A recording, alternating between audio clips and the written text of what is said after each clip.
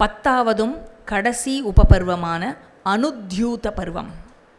இதில் chapter 74லேருந்து chapter 81 வரைக்கும் உள்ளடங்கி இருக்குது.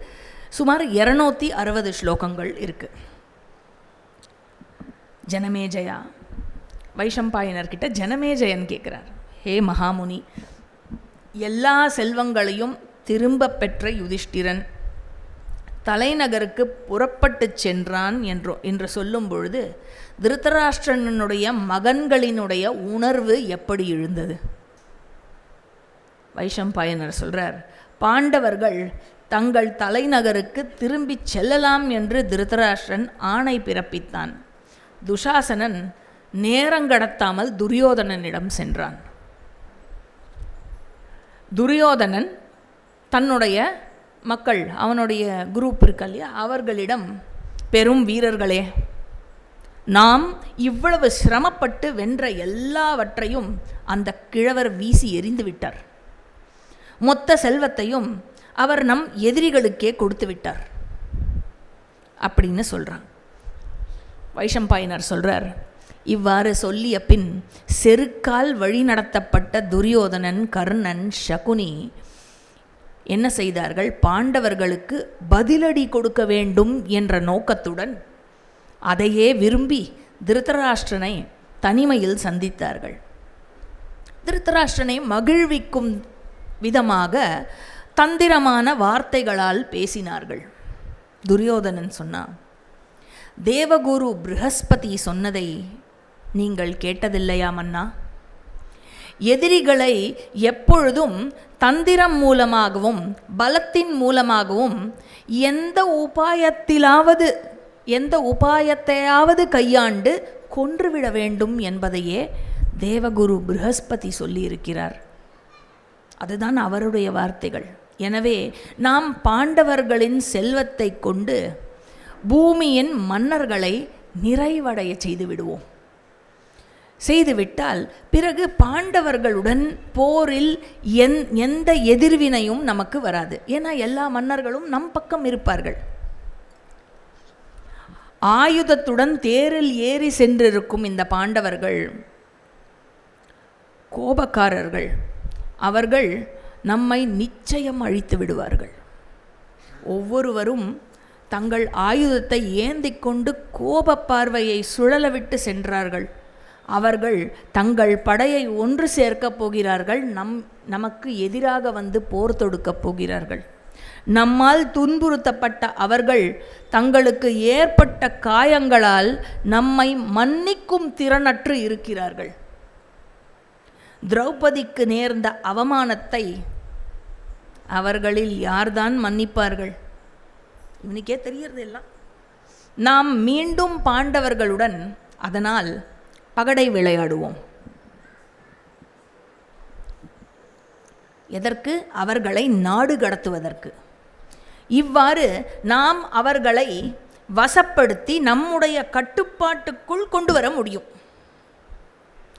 பகடையில் தோற்கடிக்கப்பட்டால், யோஜனை சொல்கிறான் துரியோதனன் திருதராஷ்டிரன் கிட்ட, பகடையாட கூப்பிடுவோம். இந்த வாட்டி எப்படி பகடையாடுவோம்? பகடையில் தோற்கடிக்கப்பட்டால் அது தோற்பது நாமாக இருக்கலாம் அல்லது அவர்களாக இருக்கலாம் இல்லையா?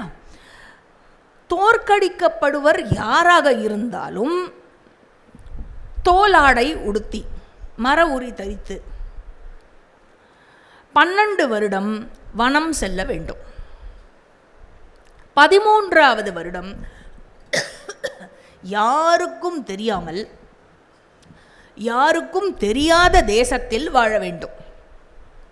அப்படி அவர்கள் வாழ்வது வெளிப்பட்டு விட்டால் மீண்டும் 12 வருடம் வனவாசம் மேற்கொள்ள வேண்டும். இந்த உடன்படிக்கையின்படி நாமோ அவர்களோ வாழ வேண்டும். யாரு விளையாட்டில் தோற்கிறோமோ அப்படி வாழ வேண்டும். தேர்ஃபோர் பகடை வீசி விளையாட்டு தொடங்கட்டும். பாண்டவர்கள் மீண்டும் விளையாடட்டும். ஹே மன்னா, இந்த சகுனி பகடையின் முழு அறிவையும் கொண்டவன். அவர்கள் 13 வருட காலம் முடித்து கொண்டு வருவதற்குள் நாம் நன்கு வேரூன்றி பலருடன் கூட்டணி அமைத்து கொண்டு அவர்கள் அணுகவே முடியாத ஒரு பெரும் படையை கொண்டு அவர்களை அடக்கிவிடலாம். மன்னா, இதனால் பாண்டவர்கள் திரும்பி வந்தாலும் அவர்களை வீழ்த்தி விடலாம். திருதராஷ்டிரன் இதில் he got carried away. அப்பொழுது பாண்டவர்கள் வெகு தொலைவில் சென்றிருந்தாலும் அவர்களை திரும்பி அழைத்து கொண்டு வாருங்கள். யாரு சொல்றா? திருதராஷ்டிரன். பகடை வீச அவர்கள் உடனே வரட்டும். உடனே வைஷம்பாயனர் சொல்றார், அதன் பிறகு துரோணர், சோமதத்தன், பாஹ்லிகர், கிருப்பர், விதுரர், அஸ்வத்தாமா, யுயுட்சு, திருதராஷ்டிரனுடைய மகன், வைஷ்ய பெண்ணுக்கு பிறந்த மகன் யுயுட்சு ஆகியோர் என்ன சொல்கிறார்கள்? தயவு செய்து விளையாட்டை தொடங்க வேண்டாம் என்று கேட்டுக்கொள்கிறார்கள். அமைதி நிலவட்டும் மன்னா என்று கேட்டுக்கொண்டார்கள். ஆனால் இந்த குருட்டு அரசன் பிள்ளைகள் மேல் கொண்ட பாகுபாட்டின் காரணமாக, பாண்டவர்களுக்கும் தன்னுடைய மகன்களுக்கும் தான் பெற்ற மகன்களுக்கும் மத்தியில் கொண்ட பாகுபாட்டின் காரணமாக இந்த அரசன் யாரு பேச்சையும் கேட்கவில்லை. பாண்டவர்களை திரும்ப அழைத்தான். ஹே ஜனமேஜயா, அதற்கு பிறகு காந்தாரி தன்னுடைய மகன்கள் மேல் இருக்கும் அன்பால் துயரமடைந்து மன்னரிடம் பேசினாள். காந்தாரி திருதராஷ்டிரர்கிட்ட சொல்றா, துரியோதனன் பிறந்தபோது விதுரர் குலத்தை கெடுக்கப் போகும் இவனை மறு உலகத்திற்கு அனுப்புவது நலம் என்று சொன்னார். இவன் ஒரு குள்ளநரியைப் போல் மீண்டும் மீண்டும் என்று ஊளையிட்டான். இவன் நம் இனத்தை அழிப்பது என்பது உறுதி. இவன் நம்முடைய இனத்தின் அழிவை உறுதி செய்பவன் இவன். ஹே குருராஜா, இதை ஞாபகம் வைத்துக் கொள்ளுங்கள். உங்கள் குலம் அழிந்துவிடும். உங்கள் தவறு காரணமாக பேராபத்து என்னும் ஒரு கடலில் மூழ்கி விடாதீர்கள். இது யார் சொல்றா? காந்தாரி சொல்றா. இந்த தீயவர்களின் ஆலோசனையை அங்கீகரிக்காதீர்கள். இந்த குலத்தின் பயங்கர அழிவுக்கு நீங்களே காரணமாகி விடாதீர்கள். அமைதியாக இருக்கும் பாண்டவர்களை எவன் தூண்டி விடுவான்? அமைதியாக இருக்கும் சிங்கத்தை யாராவது தூண்டி விடுவார்களா? அதுபோல் அமைதியாக இருக்கும் பாண்டவர்களை யாரு தூண்டி விடுவான்? அனைத்தும் உங்களுக்கு தெரியும். இருந்தாலும் இந்த விஷயத்தை நான் உங்களுடைய கவனத்திற்காக சொல்கிறேன். மன்னா, தீய மனம் கொண்டவர்களை நல்ல முறையிலோ அல்லது தீமையாகவோ கட்டுப்படுத்தவே முடியாது. ஒன்றுமே பண்ண முடியாது. தீய மனம் கொண்டவர்களை எதுவுமே செய்ய முடியாது. முதிர்ச்சியில்லா மனிதனின் புத்தி முதிர்ச்சி அடையாது. முதிர்ச்சி அடையாதவன் போல்தான் இருக்கும். முதிர்ச்சியுடையவன் போல் ஒரு கணமும் இருக்காது. எனவே உமது மகன்கள் உம்மை தலைவராக ஏற்று ஆக்சுவலாக பார்த்தா பின்பற்ற வேண்டும். அவர்கள் நீங்கள் சொல்படி கேட்க வேண்டும். ஆனால் அவர்கள் அப்படி செய்வதில்லை.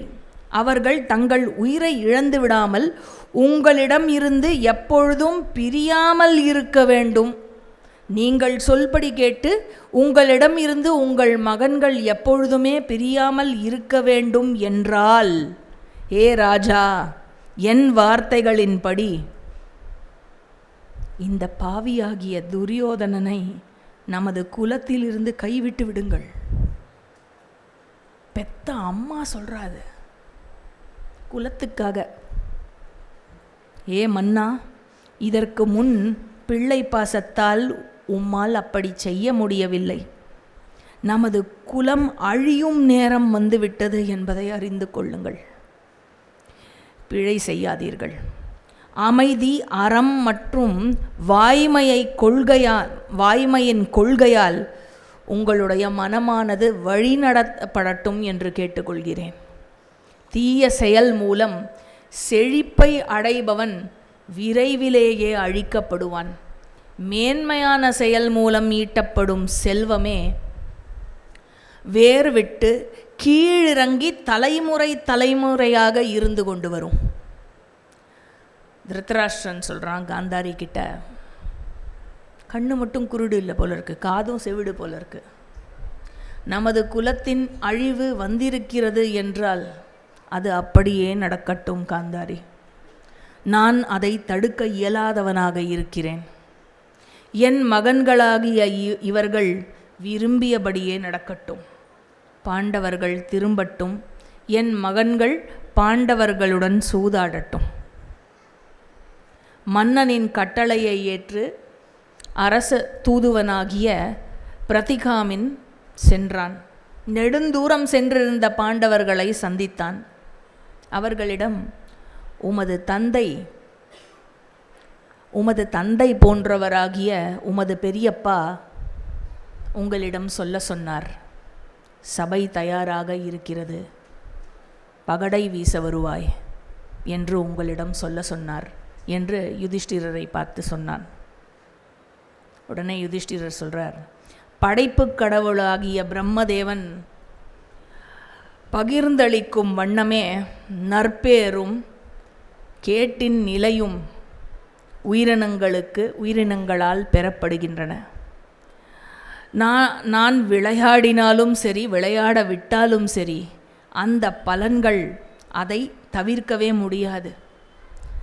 பகடைக்கான உத்தரவு அந்த கிழட்டு மன்னரின் கட்டளை. எனக்கு அது அழிவைதான் தரும் என்றாலும் என்னால் அவருடைய பேச்சை மீற முடியாது, மறுக்கவும் முடியாது அப்படின்னு யுதிஷ்டிரன் வருத்தத்தோடு பேசுகிறான், ரொம்ப வலியோடு பேசுகிறான். வைஷம்பாயனர் சொல்கிறார், தங்கத்தால் ஆன உயிருள்ள ஒரு விலங்கு இருக்க வாய்ப்பே இல்லை என்று தெரிந்தபோதும் ராமன் மானை கண்டு மயங்கவில்லையா? உண்மையில் ஆபத்தை எதிர்நோக்கியிருக்கும் மனிதன் அவனுடைய மனம் ஒழுங்கு மாறி குழம்பி போய்விடுகிறது. யுதிஷ்டிரர் தன் தம்பிகளுடன் வந்த பாதையிலேயே மறுபடியும் திரும்பினான். சகுனியின் வஞ்சகத்தை முழுவதுமாக அறிந்தும் யுதிஷ்டிரன் திரும்பி வந்து மீண்டும் அவனுடன் பகடையாட அமர்ந்தான். தங்களையே அழிவுக்குள்ளாக்க விதியால் கட்டுப்படுத்தப்பட்ட இந்த பாண்டவர்கள் சூதாடுவதற்காக மீண்டும் வந்து அமர்ந்து கொண்டார்கள். சகுனி சொல்கிறான், இந்த கிழட்டு மன்னன் திருதராஷ்டிரன் செல்வங்களை மீண்டும் உங்களுக்கே கொடுத்து விட்டார், நல்லதுதான்.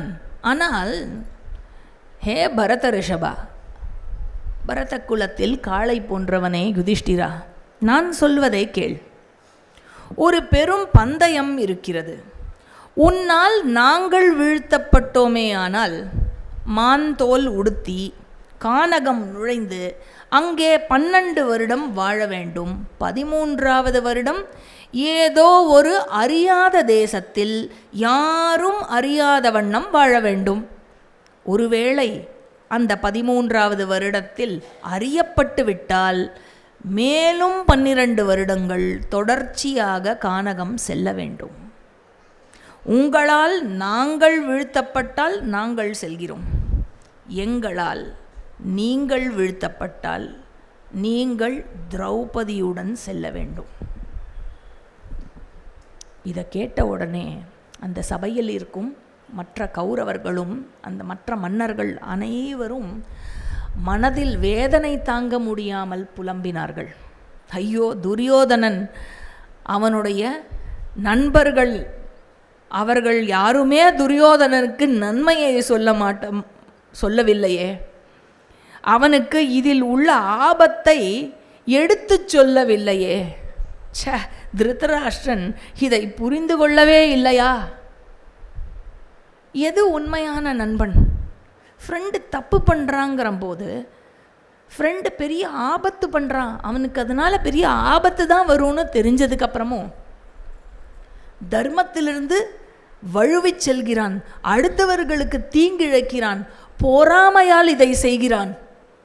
அப்படிங்கும் பொழுது அவனுக்கு நல்லது கெட்டது எடுத்து சொல்கிறவன் ஃப்ரெண்டா, இல்லை அவனை இன்னும் பண்ணுன்னு குழி தோண்டி புதைக்காத குறையாக செய்கிறவன் ஃப்ரெண்டா? எனக்கு புரியலை. இன்னுமா துரியோதனனும் கர்ணனுக்கும் மத்தியில் இருந்த நட்பு is being so much celebrated? எது ஃப்ரெண்ட்ஷிப்பு இல்லையா? அதனால் யுதிஷ்டிரர் பகடையில் அமர்ந்தார். குருக்களின் அழிவு உணர்ந்தவராக விளையாட்டை தொடங்க ஆரம்பித்தார் யுதிஷ்டிரர். சகுனி சொல்கிறார், இதற்கு முன்பு பல செல்வங்களை பந்தயம் வைத்தோம், ஆனால் இப்பொழுது இது ஒரே பந்தயம். தோற்றால் 12 வருடம் வனவாசம், 1 வருடம் அஜ்ஞாதவாசம். யாராக இருந்தாலும் சரி. வைஷம்பாயனர் சொல்கிறார், ஹே ஜனமேஜயா, இந்த முன்மொழிவை யுதிஷ்டிரன் ஏற்றுக்கொண்டான். சகுனி பாய்ச்சிகளை எடுத்தான், வீசினான். யுதிஷ்டிரா, பார், நான் வென்று விட்டேன் என்றான். பாண்டவர்கள் வனவாசத்திற்கு தயாரானார்கள். அரச உடுப்புகளை களைந்துவிட்டு மான்தோல் உடுத்தி கொண்டார்கள். துஷாசனன், எங்களை ஏளனம் செய்தீர்கள் இல்லையா இந்திரபிரஸ்தத்தில், இப்பொழுது கானகம் செல்கிறீர்கள் நீங்கள் என்று சொன்னான். துரியோதனாதியர்கள் எல்லோரும் மாறி மாறி பாண்டவர்களை கேலி செய்து சிரித்தார்கள். ஹே யாக்ஞசேனி, கந்தலான துணியை உடுத்திய உன்னுடைய கணவர்கள் உனக்கு என்ன மகிழ்ச்சி கொடுக்க போகிறார்கள்? இங்கே இருப்பவர்கள் உனக்கு யாரை பிடிக்கிறதோ அவர்களை உன்னுடைய கணவராக எடுத்துக்கொள். பாண்டவர்கள் எள்ளு பதர்களை போன்றவர்கள், வீழ்ந்து விட்டார்கள். பாண்டவர்களுக்காக இனியும் நீ ஏன் காத்திருக்க வேண்டும்? அவர்களுக்கு போய் நீ ஏன் பணிவிடை செய்ய வேண்டும்? முறையற்ற கொடுமையான வார்த்தைகளை கூறிய துஷாசனனை கேட்டு பொறுமையை காக்கவே முடியாத பீமன் பெருங்கோபத்தால் சிறு நரியை அணுகும் ஹிமாலய காட்டு சிங்கம் போல துஷாசனனை அணுகினான். பேரொளியுடன் அவனை கண்டிக்கும் வார்த்தைகளில், இழிந்தவனே துஷாசனா, பாவிகள் பேசும் பேச்சை பேசிவிட்டு பரந்த அளவில் உனக்கு பாராட்டு பெறுவாய் என்று நீ நினைத்து கொண்டிருக்கிறாயா? சகுனி, இந்த சகுனியினுடைய தீய திறனால் முன்னேறிவிட்டதாக நீ உன்னை கருதி கொண்டு மன்னர்களுக்கு முன்னிலையில் தற்பெருமை பேசிக்கொண்டிருக்கிறாய். உனது கணை போன்ற இந்த வார்த்தைகளால் எப்படி எங்களுடைய இதயங்களை துளைத்து கொண்டிருக்கிறாயோ அவ்வாறு போர்க்களத்தில் இதை எல்லாவற்றையும் நான் நினைவு கூர்ந்து போர்க்களத்தில் உன்னுடைய இதயத்தை நான் துளைப்பேன். உனக்கு பாதுகாவலராக இருப்போர்களையும் கொல்வேன், அவர்களுடைய வழிதோன்றல்களையும் கொல்வேன். எல்லோரையும், உன்னுடன் சேர்ந்த அனைவரையும் யமனினுடைய வசிப்பிடத்திற்கு அனுப்புவேன் அப்படின்னு பீமன் வந்து துஷாசனன் கிட்ட சொல்கிறான். ஹே ஜனமேஜயா, மாந்தோல் உடுத்திய பீமன் இப்படி பேசிவிட்டு அறத்தின் பாதையிலிருந்து வழுவாமல் வேறு எதுவுமே செய்யாமல் அப்படியே விட்டுவிட்டான். அப்பொழுது வெட்கமே இல்லாத இந்த துஷாசனன் குரு ராஜர்களுக்கு மத்தியில் ஆடிக்கொண்டு சத்தமாக பீமனை பார்த்து, ஏ மாடே, ஏ மாடே, மாடு மாடுன்னு பீமனை பார்த்து ஏளனம் செய்தான். பீமன், துஷாசனா, பாதகா, இது போன்ற வார்த்தைகளை பயன்படுத்த உனக்கு எத்தனை துணிவு இருக்க வேண்டும்? நான் உனக்கு சொல்கிறேன், போர்க்களத்தில் உன்னுடைய இதயத்தை கிழித்து, உன்னுடைய மார்பை கிழித்து உயிர்க்குருதியை குடிப்பேன். போர்க்களத்தில் நான் இதை செய்வேன் அப்படின்னு திரும்பி சொல்கிறான் சபதத்தை. உண்மையாக சொல்கிறேன் துஷாசனா, போர்க்களத்தில் திருதராஷ்டிரனுடைய மகன்கள் அனைவரையும் கொல்வேன். துரியோதனன் பீமனின் சிங்க நடையை, பீமன் நடந்த சிங்கம் நடக்கிற மாதிரி இருக்கும், பீமனினுடைய அந்த சிங்க நடையை நடந்து காட்டி எல்லோர் முன்னிலையிலும் பீமனை நையாண்டி செய்தான். பீமன் துரியோதனனை பார்த்து, ஏ மூடா துரியோதனா, என்னை விஞ்சிவிட்டாய் என்று நினைத்து கொண்டிருக்கிறாயா? விரைவில் உன்னையும் உன்னை தொடர்பவர்கள் அனைவரையும் கொல்வேன். அப்பொழுது இதை எல்லாவற்றையும் நினைவு கூர்ந்து உனக்கு பதில் சொல்கிறேன் அப்படின்னு துரியோதனன் கிட்ட சொல்லிட்டு அவையில் இருக்கும் மற்ற மன்னர்களின் முன் சொல்கிறான். நான் துரியோதனனை கொல்வேன், தனஞ்சயன் கர்ணனை கொல்வான், சகதேவன் இந்த இழிந்த சகுனியை கொல்வான்.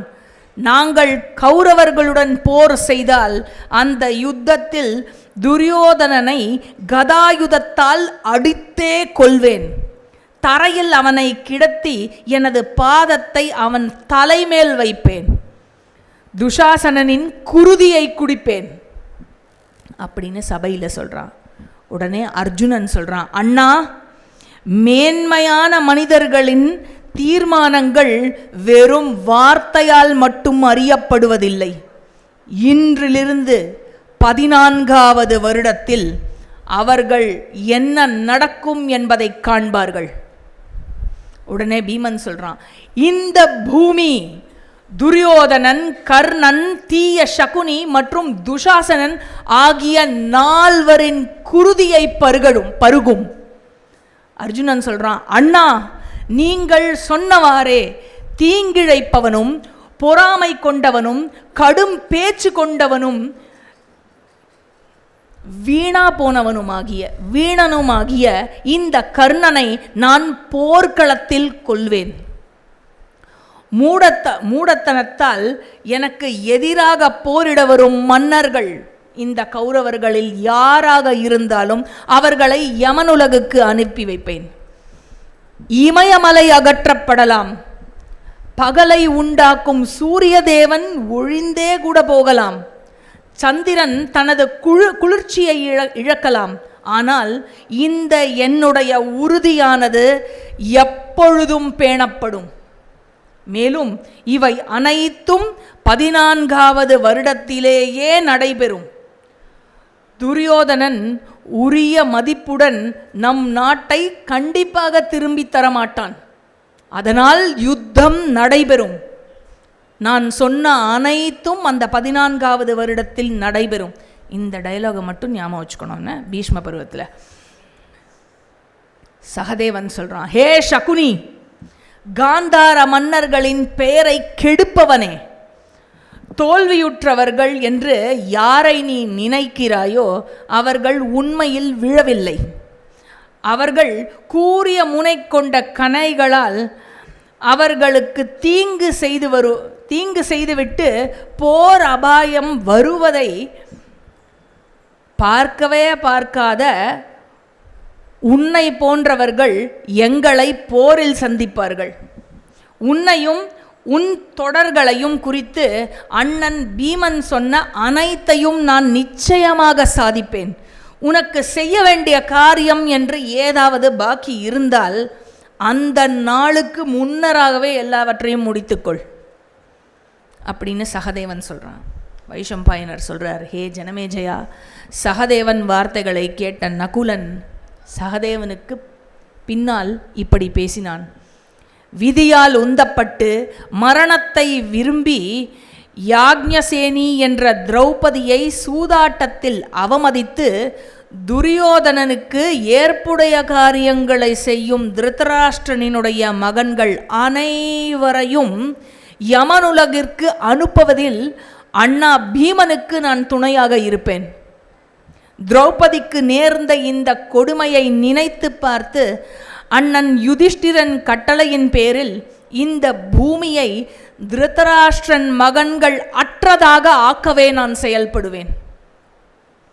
வைஷம்பாயனர் சொல்றார், இந்த அறம் சார்ந்த உறுதிமொழிகளை ஏற்று இவர்கள் திருதராஷ்டிரனை அணுகினார்கள். யுதிஷ்டிரர் திருதராஷ்டிரனிடம் சொல்றார், அனைத்து பாரதர்களிடமும் நான் பிரியாவிடை கோருகிறேன்.